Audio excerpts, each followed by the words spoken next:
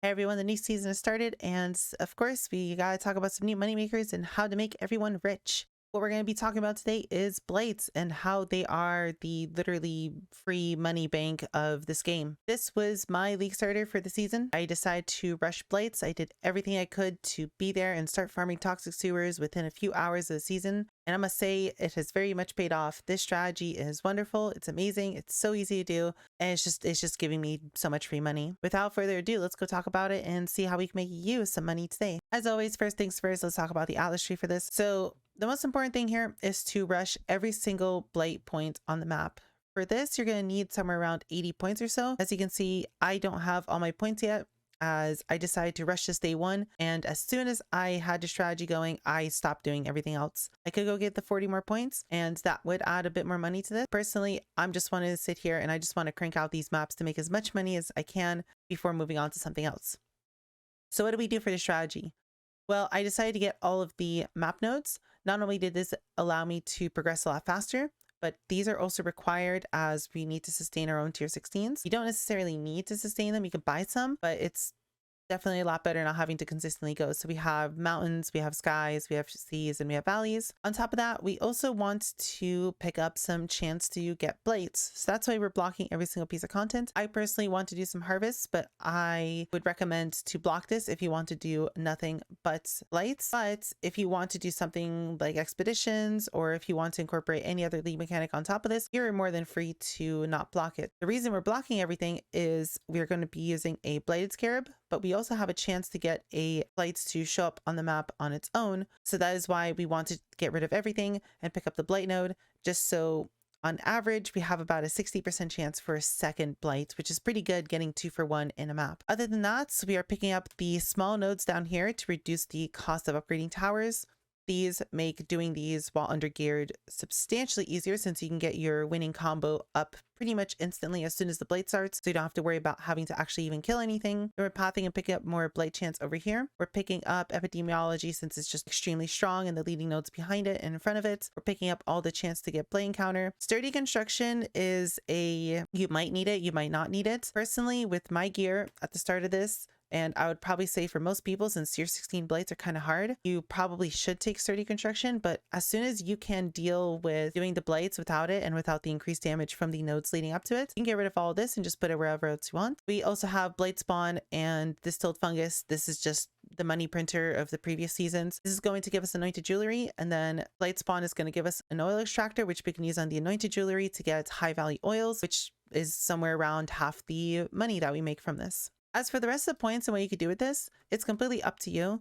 You can go into harvest, since we have the harvest wheels pretty close to us. You can go into expedition if you want to go expedition. You can pick whatever other mechanic you want, and you can very easily add it on top of this. It should be worth doing it, but if you are able to turn out these blades fast enough, it might actually not be worth doing it at all. For me, I'm not even going and killing the map boss most of the time. I'm simply going, I'm finding my blades, I'm immediately leaving the map, and I don't care about clearing the rest of it. I just clear tiny amounts just to have enough map sustain to be able to not have to buy tier 16 maps. But outside of that, I don't really care about what else is on the map. The blades just simply give too much of the money. As for the setup for this is extremely easy. We're just simply taking some toxic sewers and we're just chisel and alking them. If you are a little bit under geared, you can even run these whites. My first few toxic sewers, I just straight up put them in, no alks, nothing, and I was able to turn out enough profit to upgrade my gear, and now we can do them alked, which gives us a little bit more map sustain. Another nice thing is if we're running them alked, we can also run Eater Worlds, or we can run Searing Exarch, and this is going to give us a few invitations to sell and a lot of Ichors on top of it for a little bit more passive income. The only other requirements other than your map is simply bladed scarabs. You can use any of the 3 tiers of scarabs, it doesn't really matter. A nice thing is you can shove all of your scarabs in here, so your map device could hold 30 of them at once, and then you just simply put your map and it'll just take 1 out of the stack, so you don't have to worry about fumbling around with them. And then we just put increased quantity of items found in the area, as nothing else really matters from what we can currently put in this season. In order to be able to sustain these toxic sewers, as we want to do this on toxic sewers to abuse how the blade is spawning, we're simply going to use Orbis Horizon on any other random tier 16 map. Toxic sewers is a natural tier 16, which means it is one of the 4 outcomes that Orbis Horizon give you, which means we can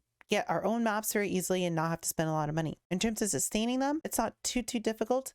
I only have 2 favorited slots and I only have 1 void stone, and I'm able to get enough maps to comfortably have about 10 to 20 more that I'm currently using without having to really invest too much into map sustain and simply just alking the maps. If you have more void stones, if you have more favorited slots, this does become a little bit easier and it cuts down on the orbs of horizon. But even with the absolute bare minimum as I have, it's good enough to just go and to just never have to get more than maybe 10 or so of these from other people. Let's talk about the blights themselves and how you're going to be doing them. One very important thing for this is to anoint both of your rings.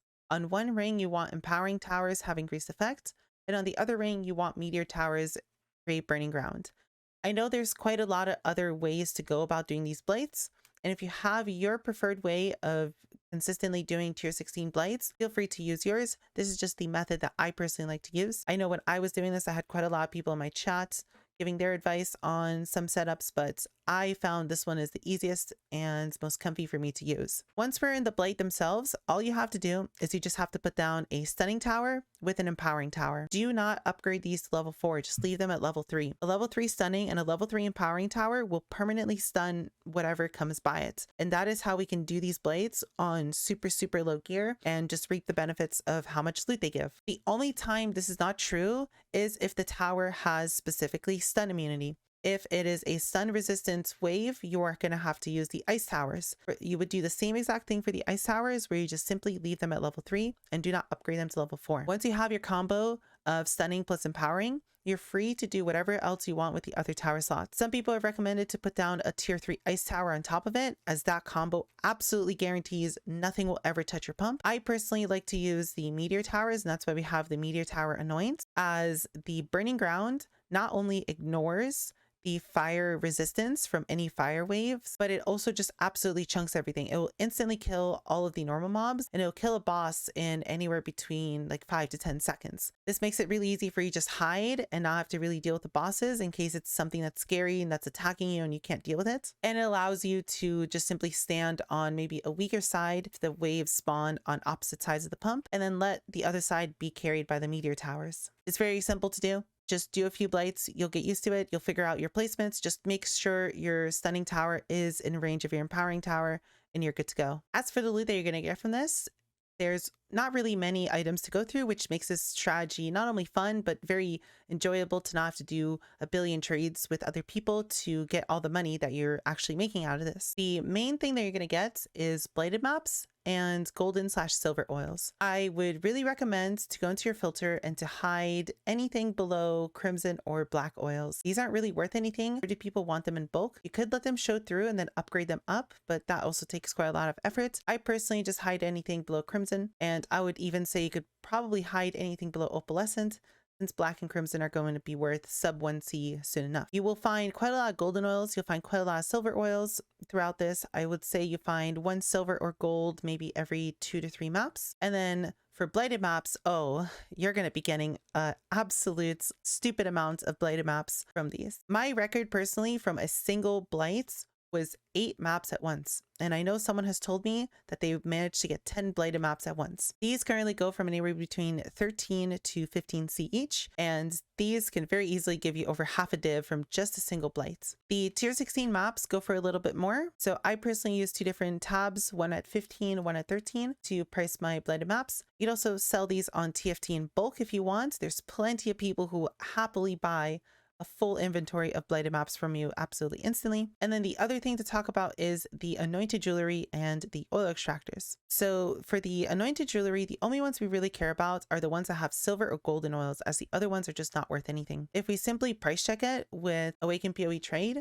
it'll actually tell us the oils that are used for the anoint on it. As we can see, this one uses crimson and teal, so we would just throw this jewelry away. We wouldn't even care about it. We wouldn't even ID it. For the other ones, such as this amulet that has silver, opalescent, and amber, we would definitely use an oil extractor on it, and it's a equal chance to get any of the 3 oils. It is not weighted at all. We simply just go through, we collect all of the jewelry that are worth something, right, to have 1 oil that we care about, and then once we have them all, we just simply oil extracted them. As see, we can hear we got a silver, And here we got another silver. And this is anywhere between maybe a quarter to a third of all the profits that you get from this. There's also a filter on Filter Blade specifically for gold and silver annoyance, which you can find in the miscellaneous section all the way at the bottom of your filter. You just use this instead if you don't want to awaken PoE trade every single piece of jewelry that you find to see if they have golden or silver on them. You still need to do amulets manually, as this can't determine what amulets actually have on them, only works for rings. In total, for the past few hours that I've been doing this, I would say I'm making anywhere between 3 to 4 div an hour. This is obviously can be much higher. For me, my build is currently a little bit too squishy. I'm having a little bit of a hard time living the damage over time. It doesn't help that my chaos resistance is -60 and you do take quite a bit of chaos damage here. But I think if you have a pretty optimized setup for this, you can very easily see 6 div an hour with a little bit of luck on the golden oils, which makes this insane given that if you do this correctly, you could literally just AFK around a corner and just let your towers do all the work. And then you just click on little reward chest at the end and just get all your money and leave. The prices on all the oils and all of the things that you get from this are pretty stable. They're never going to go too far up or too far down. That's all there is to really say about this. Try it out for yourself, see how you like it. I think this is one of the easiest league starters to do to make so much money early game. I don't think anything else other than like a super specialized strategy can come anywhere close to this. And I don't think anything else in the game can come anywhere close to this in terms of ease. The fact that you can just AFK makes this just amazing. I hope you guys enjoy this. If you want to see me do this for the next few days, I will be streaming on Twitch. If you have any questions, feel free to leave them in the comments. Feel free to come ask them yourself. If not, I hope you enjoy this video and I hope you have a wonderful rest of your day. I'll see you in the next one.